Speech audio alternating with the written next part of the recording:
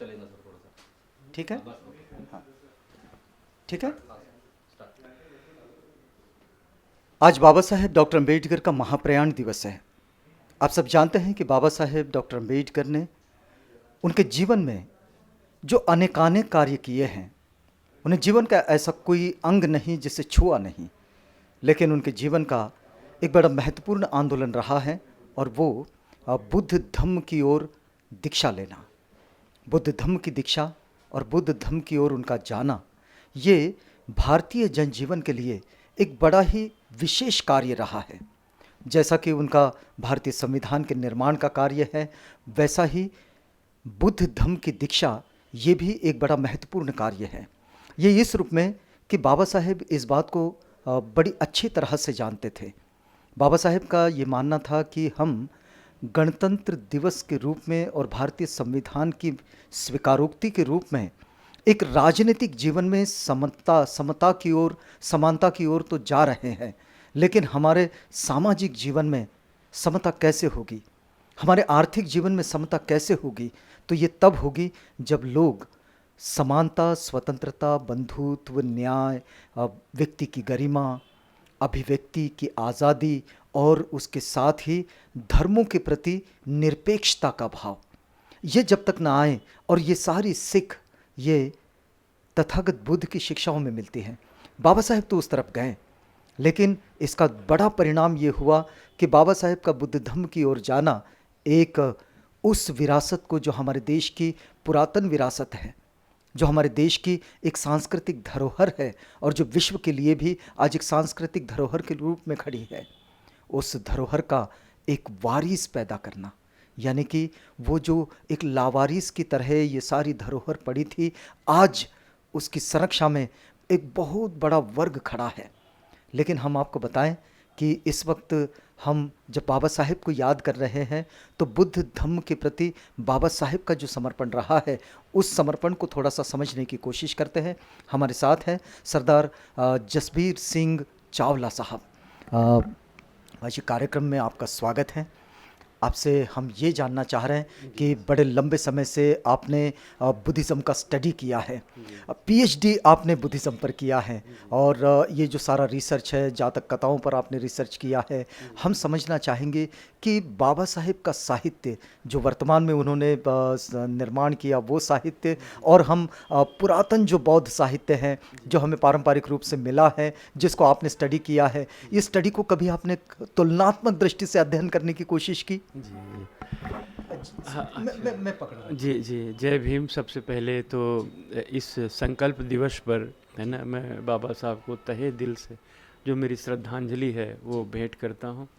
और आप आवाज़ इंडिया की जो टीम है ना, अभी अभी हमने बुद्ध वंदना की है, और उसमें ही आप देख लीजिए, है ना, बिल्कुल स्पष्ट रूप से वो आचरण जो विशेष हमारे वर्ग में होना चाहिए, है ना। हम जब बाबा साहब की बात करते हैं कि उन्होंने धर्म दीक्षा ली, तो उसके साथ उन्होंने ये चीज़ें भी तो जोड़ दी हमारे साथ कि आचरण में बदलाव आना चाहिए। तो ये जो खास बात है, और मुझे लगता है कि यही उनको प्रेरित कर रही थी। जब वो संविधान बना रहे थे तो सब कुछ ढकोसला हो जाएगा अगर हमारे नागरिक हैं, अगर इस रूप से अपने आप को समर्पित नहीं करते हैं बुद्ध की शिक्षाओं के प्रति, आचरण में वो शुद्धता नहीं लाते हैं, तो मुझे लगता है सारी जो ये अभ्यास है ना, ये लगता है कि सब व्यर्थ हो जाएगा। तो बुद्ध की सीख ही तो आचरण के लिए है, इसलिए यही मुझे प्रेरित कर रही थी।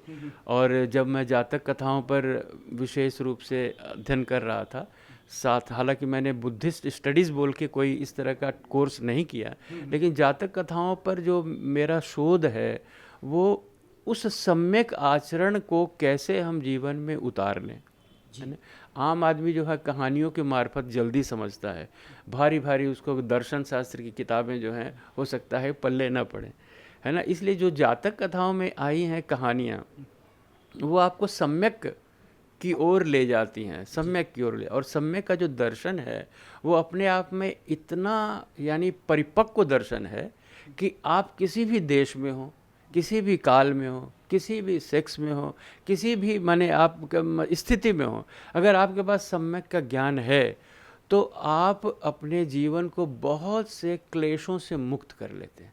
यानी जो दुख है वाली जो अवधारणा है, जिसको भगवान बुद्ध ने कहा ना, दुख है आर्य सत्य के रूप में कहा, तो वो उससे आपको छुटकारा मिल जाता है जब आप सम्यक का आचरण करने लगते हैं।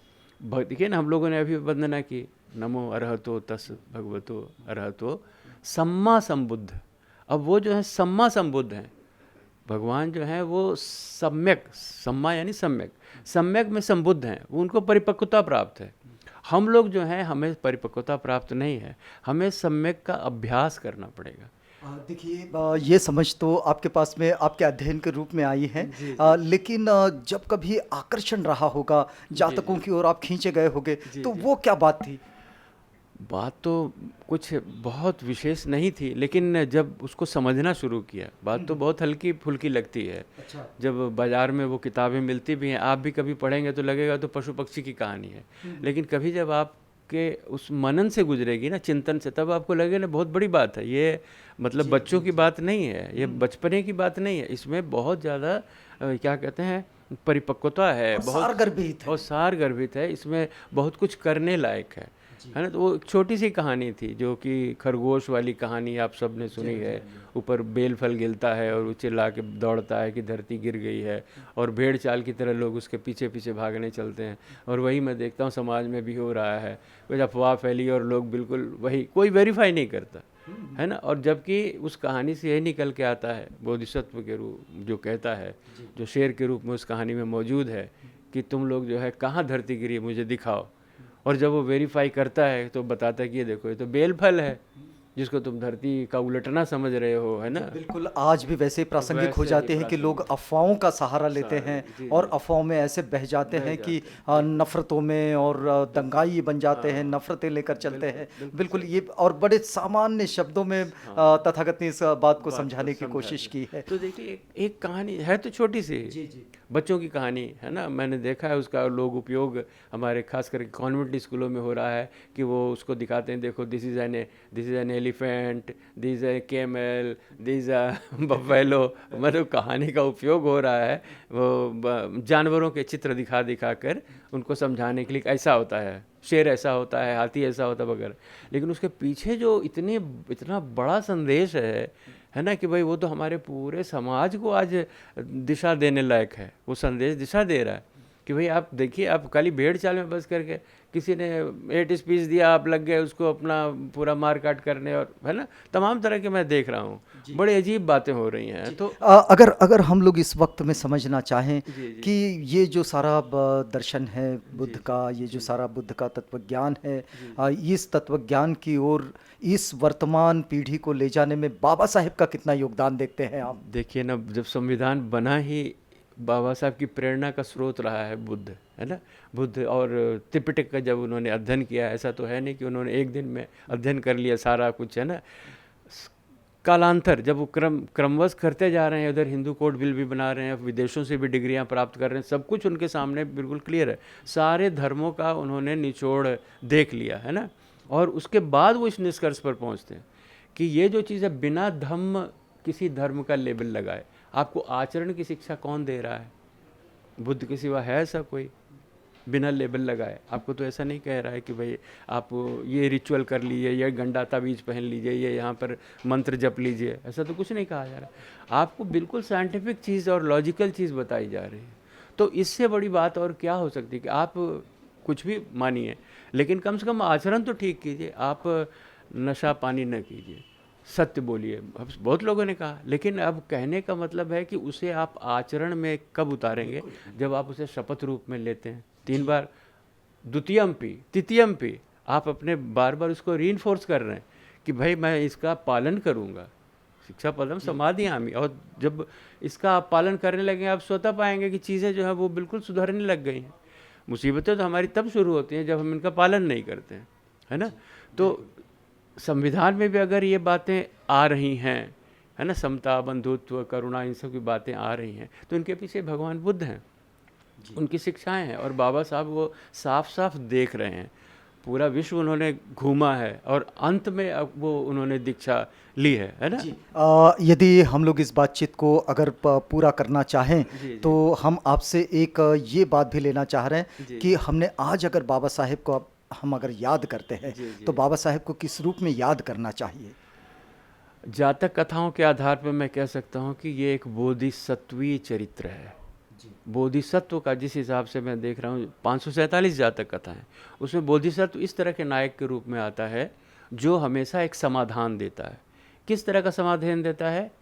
विन विन सिचुएशन, शुभ शुभ, यानी ऐसा एक रिजल्ट ओरिएंटेड, यानी एक ऐसा उससे समाधान होगा कि तू भी जीता मैं भी जीता, तेरा मन भी आहत नहीं है मेरा मन भी प्रसन्न है। तो जब समाज में इस तरह की व्यवस्था आती है तो समृद्धि होती है, एक दूसरे के प्रति ईर्ष्या नहीं होती है, स्पर्धा नहीं होती है। एक आदमी के पास बहुत कुछ है मेरे पास कुछ नहीं, ये जो भावना है ये समता को नष्ट करती है ना, जो पावर ओरिएंटेड जिसको हम लोग कहते हैं, जिसमें कि आज के मैं कहूँगा कि पूंजीवाद का बहुत बड़ा रोल है, बहुत बड़ा कंज्यूमरिज्म बढ़ता जा रहा है। आप देख ही रहे कैसे होड़ लगी हुई है। हाँ, बिल्कुल अराजकता जिसको कहते हैं, एक दूसरे की गर्दन काटने के लिए तैयार है ना। तो ये जो एक तरह का जो बवंडर पैदा हुआ है ना, पहले इतना नहीं था क्योंकि अब ये सम्यक नहीं रहा है ना। इसलिए मुझे लगता है कि आज बाबा साहब की ज़्यादा ज़रूरत है उनकी शिक्षाओं को पढ़ने की। आप बेशक जातक कथाओं को पढ़ें, उन कहानियों से समझ लें, मैं उनको लेकर के निकला हूँ। सच बात तो ये है ना, पूरे विश्व में जाए ये जातक कथाओं का संदेश, और उसके बीच में जो बोधिसत्व चरित्र आता है उसका पालन करें, उसको देख करके। देखिए हमारे यहाँ क्या है कि जो शिक्षा व्यवस्था है, शिक्षा व्यवस्था हम लोग विदेशी आचरण के हिसाब से कर रहे हैं, जो कुछ वो पढ़ाया जा रहा है वही पर, जो अपनी मूलभूत धरोहर है ना, उसका हम पालन नहीं कर रहे हैं, उसको पढ़ा ही नहीं रहे हैं। बच्चों को किस रूप में पढ़ाएं? पशु पक्षी की कहानी, लेकिन उसके पीछे जो ज्ञान है वो ज्ञान भी हमें माने पहली पीढ़ी से ही जब वो क्लास में एंटर होते हैं, जैसा कि हमारे ने देखा श्रीलंका में बच्चों को जातक कथाएं पढ़ाई जा रही हैं। तो अगर उस हिसाब से हम बच्चों का विकास करते हैं, फिर जब उनके नैतिक विकास की ज़रूरत है, फिर जब कॉलेज में आते हैं तो कॉलेज में आने पर उनको ऐसा फीलिंग नहीं होनी चाहिए कि ये संसार जो है ये तभी हमारा जीना सफल होगा जब हमारे पास इतना अंबार होगा, है ना, इतने करोड़ रुपए होंगे, इतना होगा तभी हम सफल हुए, नहीं तो हम असफल। ये जो भोगवाद वाली संस्कृति है, इस संस्कृति से बाहर निकालकर जीवन के वास्तविक रूप की ओर लेकर जाते हैं बोधिसत्व चरित्र। और बोधिसत्व चरित्र बाबा साहेब जिन्हें समझने के लिए जातक कथाओं का सहारा लिया जा सकता है। हम बातचीत कर रहे थे जसबीर सिंह चावला साहब से। दरअसल जातक कथाओं पर एक बड़ा संशोधन भी है उनका। इस वक्त बाबा साहेब का आज ये महाप्रयाण दिवस है और हम लंबी बातचीत तो उनके साथ नहीं कर पा रहे हैं, लेकिन जितना सार उनकी बातों से आया है इतना तो ज़रूर समझा जा सकता है कि इस संसार को बेहतर बनाने के लिए हमें बुद्ध की शिक्षाओं के पास, बाबा साहेब की शिक्षाओं की समझ के साथ आगे बढ़ना होगा, तो हम जीवन को एक बेहतर जीवन में तब्दील कर सकते हैं। आप हमारे साथ आए, हमसे बातचीत की, आपका बहुत धन्यवाद। जय भीम। आप सबका आप बने रहिएगा आवाज़ इंडिया के साथ, प्रोग्राम आगे जारी है।